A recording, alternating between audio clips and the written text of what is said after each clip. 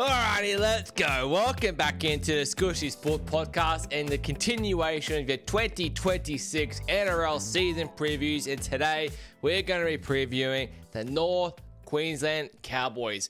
One of the more frustrating teams to sort of watch and get a sort of a chokehold, and even if you're a fan of support this year, just super inconsistent. You'd see games where they were, absolute powerhouses. They would beat a top team. They would go down to Sydney and beat the Panthers or someone like the Roosters or something. Then they'd go up to the home track and absolutely lay an egg against, a team like the Titans or that sort of thing. We know what we can sort of expect on a good day from the Cowboys. They're one of the best attacking teams in the competition.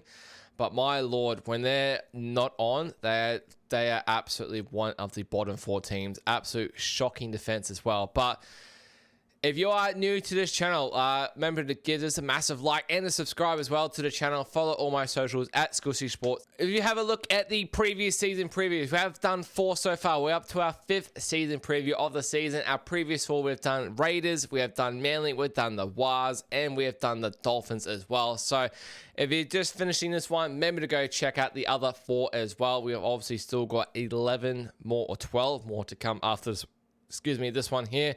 The Doggies season preview will be coming out at the same day as well, so remember to go check that one out as well. But without further ado, let's get stuck into the North Queensland Cowboys for 2026. As I said, coming off a very sort of frustrating year, sort of consistency-wise. We know what the potential of this Cowboys team has. They've got such a talented team on paper. When you look at the likes of Scott Drinkwater, Tom Dearden now, was a Wally Lewis medalist, one of the best, star of the Origin this year, now has the 7 Queensland jersey as well. You got, obviously, Reece Robson that's left, but you got guys like Jeremiah Nanai. Obviously, unfortunately, you've got Helium Luke. He's not, he's just coming back from injury. You got guys like Ruben Cotter there. You got Jason Tamalolo. Really, really talented team, I think, for the Cowboys. You've got Murray Taulagi as well. How could you forget? When this team is on, as I said, this team has the ability to put up 30 and 40 points against, it feels like, whoever they want. As I said, when they're not on, they can concede 30 to 40 to whoever they want as well. So, looking at their stats from last year, they finished 12th on the ladder. So, they won 9 games, lost 14 games, and drew 1. I believe that was against the Panthers, was it?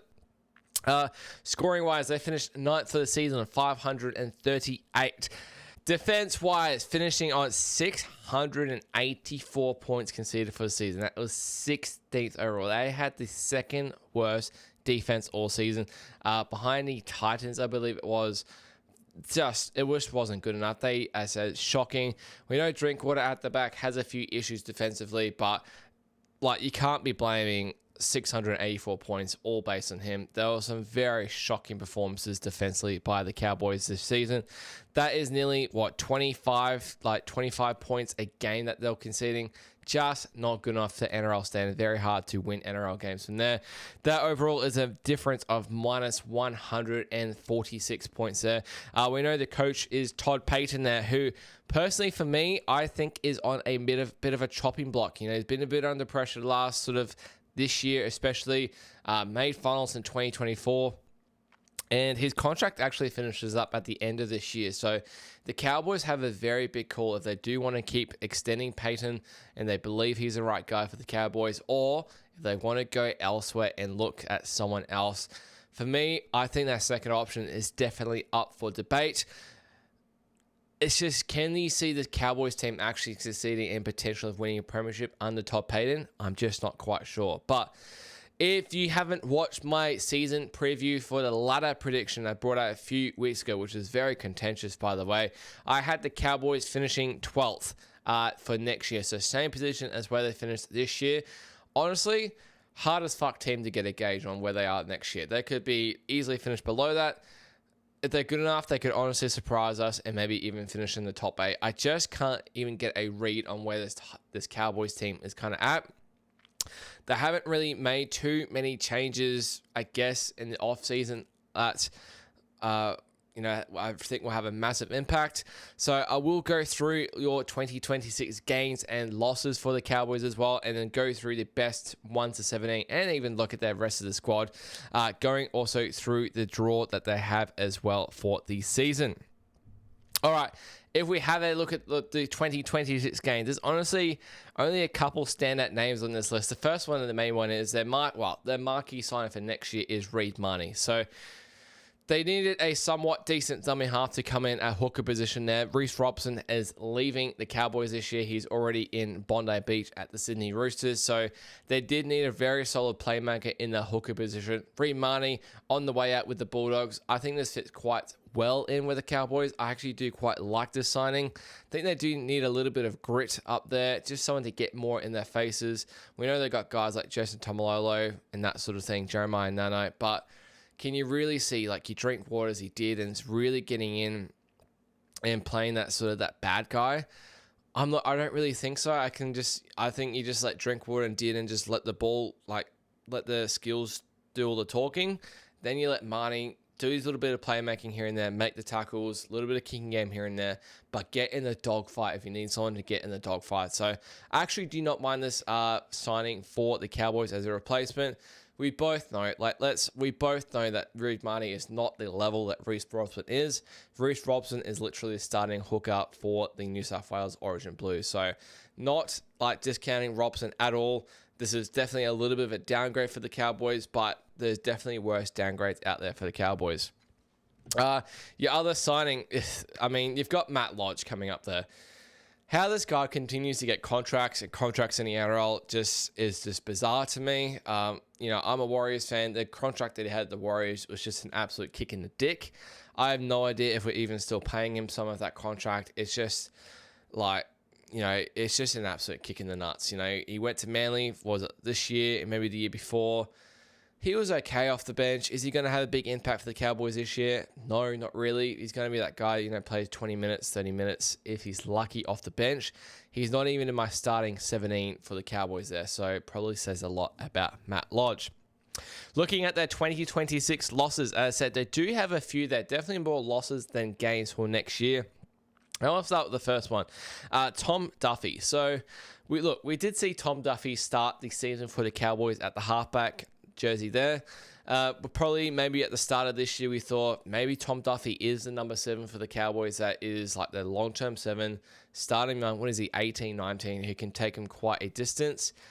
That was not the case. Didn't really perform at the level we probably thought early on, but now he's got his opportunity down at the Broncos. It looks like he will be the replacement for Reynolds long term. They sort of see something in him, and they believe in him and believe in the systems to get him the guidance that he needs to become a star 7 to replace Reynolds. Now they're going a different route at 7 for the Cowboys. I've hearing rumors that Jackson Purdue is training at 7 quite a lot there in the offseason. Obviously, I've got Jake Clifford there as well. You'll see who I've got at 7 there later in the episode there, but another loss there, the key one, as I said, Reece Robson. So Reece Robson down there at the Roosters. I think that's a great signing for the Roosters, in all honesty. I'm not sure what the sort of reasons why Cowboys want to let go of him, whether it's a money thing. But for me, this guy is the starting hooker for the New South Wales Origin Blues. Why are they not trying to keep a guy like Reece Robson in the team? Boggles my mind. I get it. You've got to give your money to Drinky. You've got to give your money to Dearden. They're still paying at the back end of Taumalolo. You got like guys like Taulungi. You've got guys like Cotter, there as well. But Reece Robson, man, he's a starting Origin hooker. How he isn't still there just really boggles my mind. I think he'll absolutely tear it up at the Roosters this year. Another one that's really interesting for me is Semi Valame. I get it. Semi Valame didn't get a whole lot of games this year, but this guy is so bloody talented that I just think if you gave him maybe potentially a full season to start, we remember how those last games at the end of 2024, he absolutely ripped it apart. And for some reason, I'm not sure what happened in the back end. He just didn't seem to be good enough to make the starting squad for the Cowboys there. Cowboys had an injury in the wing. A guy like Robert Darby would step in, or Braden Burns. And I love Braden Burns, but Robert Darby, maybe over Semi Valame, it's just maybe up for debate. I think Sammy's got so much talent. He's now off to the Castle Tigers in the Super League, which I find super interesting. I think he'll absolutely rip it apart there in the Super League, in all honesty. All right, that is pretty much it. As I said, for 2026 gains and losses, you got guys like Jordan McLean, who's retired. Carl Lawton was down at Manly. He's down after Super League, and a couple other sort of Q Cup guys are heading off. Let's look at their best 1-17, and we've got a couple changes, as we know, with the Cowboys, but most of their team does sort of stay the same. We know at fullback, Scott Drinkwater, without a doubt, is usually in the talks of Origin contention every single year, it seems. His attack must be one of the best attacking fullbacks that's going around in the comp. Easily top 5, if not top 3 for me. We know defensively Scott Drinkwater has his problems though. And for me with Scott Drinkwater, his high is so bloody high. His low is so bloody low. His ceiling is high, floor is so low. If he can become more consistent for the Cowboys, attack on attack, and defensively as well, a guy that can make those try-saving tackles, a guy that can diffuse kicks. It just seems like at times he just goes a bit missing, when the team is in their red zone, and just like the grubber kicks in, a team will score a try, and you're like, where did he go? Like, where was he? Like, he doesn't seem to ball track as well as I probably think he should for a fullback there. Going with the wings, this is one of the positions up for debate. I've got, obviously, Murray Taulagi still there on the left wing. On the right wing, I've still got Robert Darby there. Young kid, he had some absolute shocking games this year. I think one game he had, 4 or 5 errors in the game. We know the talent that he can have for a side, though, for this Cowboys team. However, I love Braden Burns, though. I think Braden Burns is such a journeyman in the NRL. He had awesome games when he got his opportunity for the Cowboys this year. And I would not be shocked to see Cowboys start Braden Burns in round 1 next year. I absolutely love Braden Burns. That is sort of a 50-50 position for me. But I think if you look at the long-term picture, I think Robert Darby may be the guy for them. All right, looking at the centers, this is a tiny bit of a shake-up. We obviously are used to Zach Labour and Jackson Purdue in the centers. Jackson on the left and Labour on the right there. I've gone with Labour on the right. I've gone with Viliami Vailea on the left center there. So you're probably thinking, where the hell is Jackson Purdue gone? He's still featuring in this team, just in a different position there. Really like Viliami Vailea. Didn't get too many opportunities for the Cowboys this year. Obviously, it was quite a big signing for them coming from the Warriors at the start of 2025. I think he needs to get given more opportunity, in all honesty, for this Cowboys team, and should show the ability he's got and why they signed him. In the halves, without doubt. So in the halves, we've got a first half. Number 6, I'm going Tom Dearden.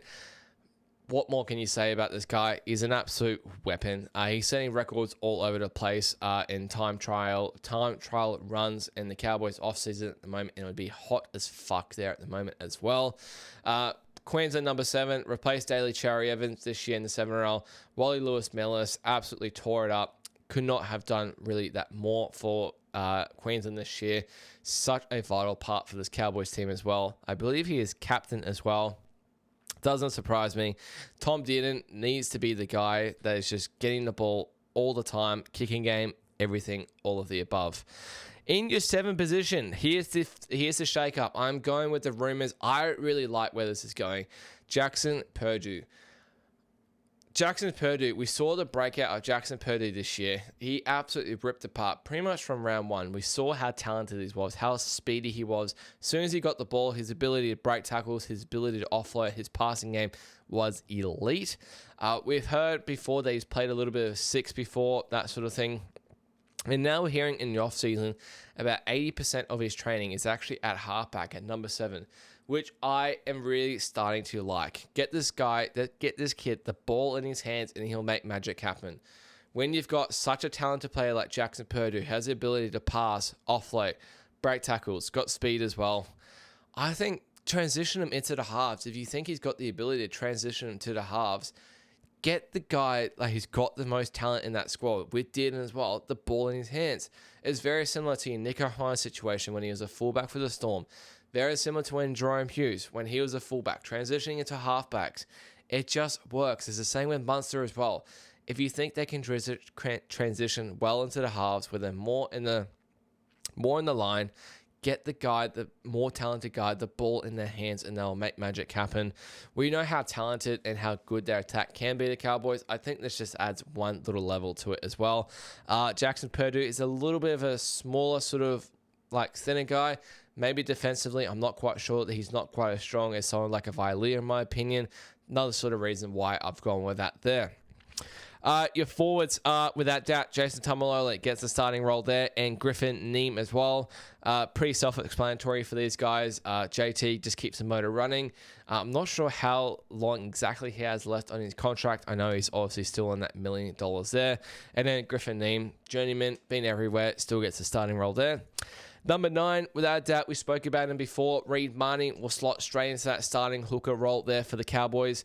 See how much of an impact he does have for the Cowboys. I think he can definitely align really well with like Purdue did and Drinkwater. This, for Marnie, it's not about creating any plays for him, which like he doesn't have to do anything special. Literally just give good ball to Dearden, Purdue, and Drinkwater, and they will do all the talking. His job is to push the piano so these guys can do all the music playing. And that's what it's all about. Marnie, just do his tackles. He kicks the odd 40-20 air, gets in his face. He's good for the old crash ball here and there as well.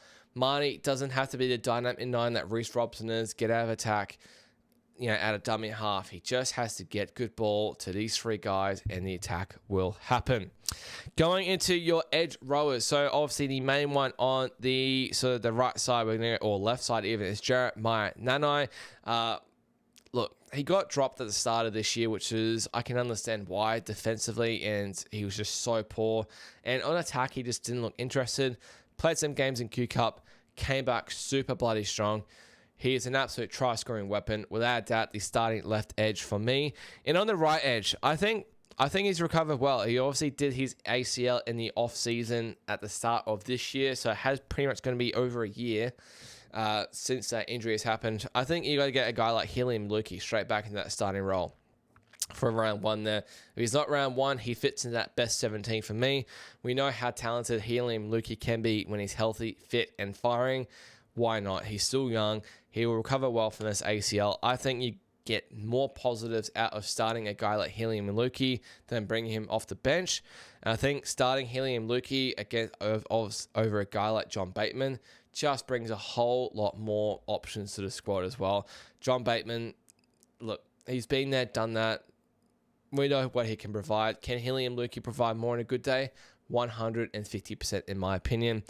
And at your lock roll, no surprise there. We're going with the Origin sort of, he plays anywhere in Origin really. Ruben Cotter, an absolute workhorse, an absolute psycho there in the lock roll. Pretty much sort of plays that forward role as well for the Cowboys.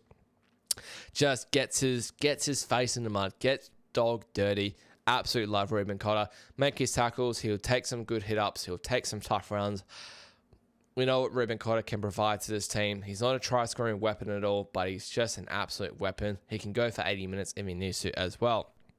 All right, going to the interchange. And honestly, I think this interchange is it's pretty hard to decide because I think they've got a little bit of quite a deeper squad. Guys who definitely have potential of making that bench for me there. I think that starting 13 is pretty solid for me in my opinion. It's just this interchange is quite sort of tough to pick, I think, in my opinion here. So in the 14 role, I go with Kai O'Donnell, a guy who can sort of play that number 9, step in if Reed Marnie needs a little bit of a break. We do know Reed Marnie can actually play 80 minutes though, but if Reed does ever need a break, I think Kai O'Donnell can step in there for a little bit if needed. We've got John Bateman in the 15 jersey. I have Helium Lukey, as I said, starting over John Bateman. Look, I think John Bateman, he's okay. He's probably getting to the back end of his career there. I can honestly see John Bateman not even making that bench, maybe in the later rounds there. But I think for round 1, I think he will be there. Cohen Hess in the 16 jersey, very solid front rower. He comes on, does his work, nitty gritty. No fuss about it. And I've got Sam McIntyre there as well. Another guy similar to Cohen Hess. Get his face in the mud, get the job done off the bench there. Can he have a starting role for the Cowboys? Potentially over Griffin Neem, potentially. I've just got him there in my 17 jersey there. Now, what I wanted to talk about is these other guys in the squad that I definitely think can have a bench spot for the Cowboys in 2026 and definitely in the future. You got guys like Thomas McKaylee. If you're not aware of the name Thomas McKaylee, he came up at the start of 2024. A guy who was absolutely braining it in preseason, brained it in the trials, and didn't quite have as much of an impact in NRL off the bench as we thought and didn't quite get the opportunities. He had some of those opportunities this year. I thought he absolutely killed it, in my opinion. Would not shock me to see Thomas McKaylee on the bench for round 1 there in the Cowboys. You got guys like Caden Lars, the son of, Andrew Leroy Lars as well, which is pretty cool. You got 2 backline players. You got Jackson Paulo and Tom Chester. These 2 guys, if there is an injury, can slot into this backline as well on the wing or in the centers as well. And then obviously you got guys like Braden Burns who fits there as well. Honestly, love Braden Burns. Would not shock me to see him starting on a wing role for the Cowboys instead of Robert Darby. Maybe Robert Darby plays some Q-Cup to start the season. Maybe they just want Braden Burns someone a bit more consistent to start the year. I'm not quite sure. I'm not sure how preseason is sort of going. You got Jake Clifford there. So Jake Clifford was in a starting 7 role for the Cowboys in a lot of games this year. After Tom Duffy was dropped.